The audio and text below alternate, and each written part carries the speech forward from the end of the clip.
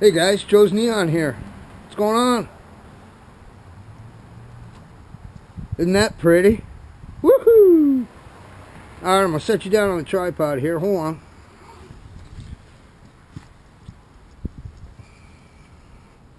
What's going on, guys? I've been telling you, some of you for a while now, that I was going to do a video, an update on my axe and my hatchet and my hawk collection.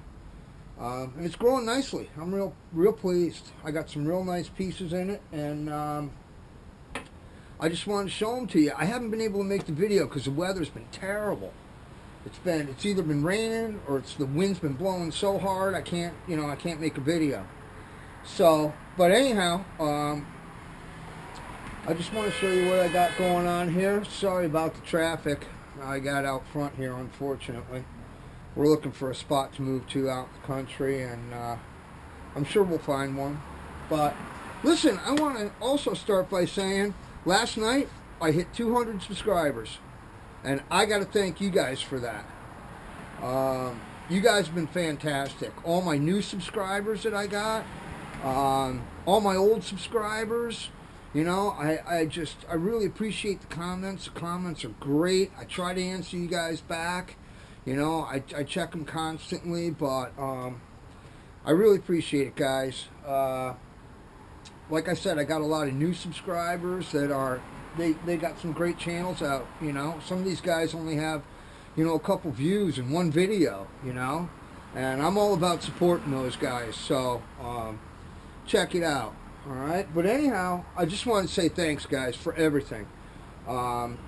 I think I am going to do a giveaway eventually, but what I'm going to do is I want to give something to you guys that I made.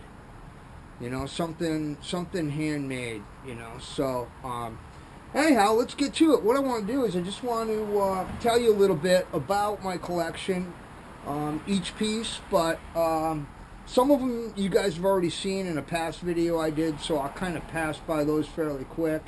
So, but anyhow, yeah, so let's start with this, a small boy's axe.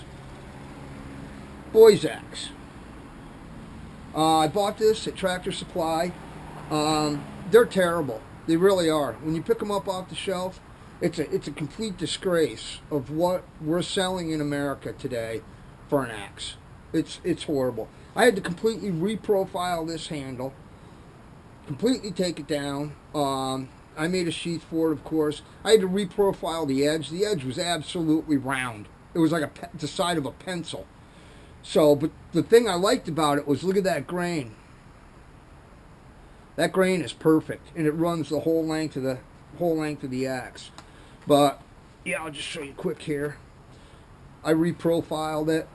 She's sharp as a razor, and it actually cuts now. I mean, when you buy these things off the shelf, I mean, for $15, it depends on how you look at it, but really, they're junk. But if you find one with good grain, you put some time into the handle, completely reprofile it, reprofile the head, built the sheath for it, did a little engraving there on there. I don't know if you can see that, but it's not a bad little axe. I took it on my trip. You can see it in my last videos, winter camping, Fishbrook Pond. This next one here, this is a full-length Collins, Michigan. This was the axe I grew up with. This axe was my father's before I was born. It needed a new handle. I got a nice handle for it. Again, made in America. Had to do a lot of reprofiling. They don't put the time into them anymore. So there's a lot of work you got to do. The haft is absolutely perfect. Came out great. And I drove the steel wedge. Nice sheath on it. I'm real happy about it. This one's called the Big Joe. This one, because my dad's name was Joe, and every time I hold it and handle it, I think about my dad. So that's a special one to me. Right here is my first double bit. You guys seen in the past video, I just showed the head. And the head is a Sager chemical axe from 1935. They stamped every year in the head. This one is a 1935. I haven't seen that one that old, although they started in 1850. One of the finest axes made they were made in Pennsylvania. And they spread all through the logging camps in the United States of America. Again, I got a handle for it, and it was like a baseball bat, like a club. It probably took me 3 hours to take this handle down to the way the handles used to be on these tools. When they're thinner, they have somewhat of a level of flexibility to absorb the shock. When you're running a tool like this all day in your hands, it's good that it took out the shock of the blows by a thinner profiled handle. I don't know if you can see that. But anyhow, the haft, again, is perfect. And I found, guys, if you spend a little bit extra time, walk away from it. When you're hanging ahead, walk away from it. Or check it again and maybe just do a little bit more, because if you spend the time on them, boy, you can... Now I know what a perfect haft means. And I'm not even going to drive the steel wedge into this one. This one is just perfect. And I'm real happy with the sheath I made. That sheath just fits that handle perfect. I'll show you the way the head came out. Very nice. Very nice. Sager Chemical Axe 1935, my initials that I use on all my artwork. And I consider this artwork. I put a lot of time into this, you know. So, yeah, real happy with my first double bit. It's been a long time coming. I've wanted one, and I got real lucky. 1935, but that's a beautiful axe. 31-inch overall, perfect. And of course here, you can see that Grand's Force Brooks. These things are amazing. They're very expensive, but it's you know, I gotta say, it's well worth the money. What an incredible tool this is. And yep, they're razor sharp, and they're easy to keep razor sharp. Great little axe. I love it. That's a small forest axe. This one here, a friend of mine gave me. He found it in his barn. It had been there forever. This is an old Stanley. A real old Stanley. It's got the original handle on it. The handle was completely dried out white. I had to do some work on it, but that's a great little hatchet right there. I love that a lot. And I know that's old, by the way it looked when I got it. This one my girlfriend gave me. This was dear to her. It was a person that she got it from, was very close to her in her life. And it's a Woodings Verona. They sold for like $8, $6. Hey, it's a good little hatchet. It's got great grain to it. Did some work on the handle, and it was kept in mint condition. Just perfect. I haven't finished the sheath on that one yet, but I will. This one here was the mystery one. I asked you guys if you know anything about this. I've never seen one like it before. Never seen one like it before. It's great, but I had to make the handle for this one. I couldn't get a handle for it, so I made the handle. And I made it out of black walnut. And it came out great. Nice and slim. It's, oh man, this thing feels so good in the hand, you'd be amazed. So, I'm giving them each one of them a name. The Stanley is the Decker, because my buddy John gave it to me. This one here is the Mansfield, because of the gentleman that gave it to me. Here's an old plum original Boy Scouts of America had. And this one is old.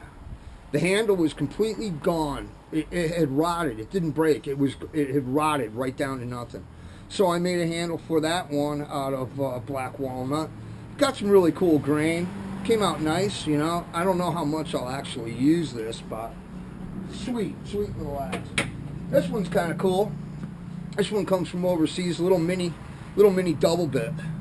But it's neat the way that they hung that head. It's kind of got a real weird shape to the head, but they cut the handle to fit in these grooves. You know, it's kind of novelty, but I mean, how cool.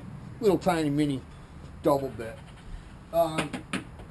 This one here is another plum. And this one was in my family since before I was born again. And this is the one that went camping with us all the time. I can remember the days when I wasn't even allowed to touch it. I was so little. But it's got the original handle on it. It's great shape. Put a bunch of coats of boiled linseed oil on it. Made a sheath for it. And again, you know, most of these were in really rough shape, guys, you know. You guys put out great videos about a vinegar bath and how to soak the heads in vinegar. And you get them nice and clean. They come out beautiful. This is my trapping hatchet from when I was a kid. This is an original Hudson Bay, Norland, Hudson Bay. And it's just classic shape. Put a leather handle on it with a leather wrap on the handle. And that's the original handle. I've always taken care of it. It's a great little hatchet. I'll show you some of my tomahawks. Well, before I get to those, I'll just say that I do have a full-size Gerber axe. And I've had this for a long time. This axe has never let me down. You know, some folks don't like them, some do. But I'll tell you, here's a brand new Gerber hatchet. I had one of these. I let a friend borrow it, and they completely missed on their strike on a tree, hit the handle, and it broke. I put this in the mail, I sent it back to Oregon. 2 weeks later, brand new one, the updated model. So, looking forward to carrying that this summer, just weight-wise. As far as the Hawks go, you seen this one I did, the Cold Steel Trail Hawk. Did some mods to it, made a sheath for it, completely reprofiled the head. I mean, come on. These things, they're pretty rough when you get them, and this one now you can shave with. Razor sharp, great little thrower. I'll do a video at some point on my throwing tomahawks, but that's a great little hawk. I stripped the paint off of it, took the screw out of it, the set screw, and I really like it. This one here is a Canadian Black Hawk. They're nice hawks, but they need a tremendous amount of work on the blades. When you get them, they're round. It's a cast blade, and I had to completely reprofile it. You know, did a little burning on it, but it came out nice. I like it a lot. Works great. I've got a pipe hawk here that I did. Peace pipe trading hawk. Did the beading on it. It's all wrapped in buckskin, rabbit fur, brain tanned elk hide. You know, so that's just a little showpiece kind of thing. But anyhow, guys, I just wanted to show you, give you an update on my collection and, you know, how it's going. And like I said, I'm really happy about it. So anyhow, if you like what you see, hit like, and definitely leave me a comment.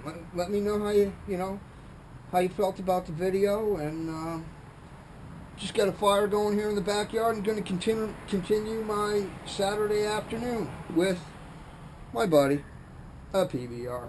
Anyhow, guys, I just want to say thanks again for all you guys have done for me.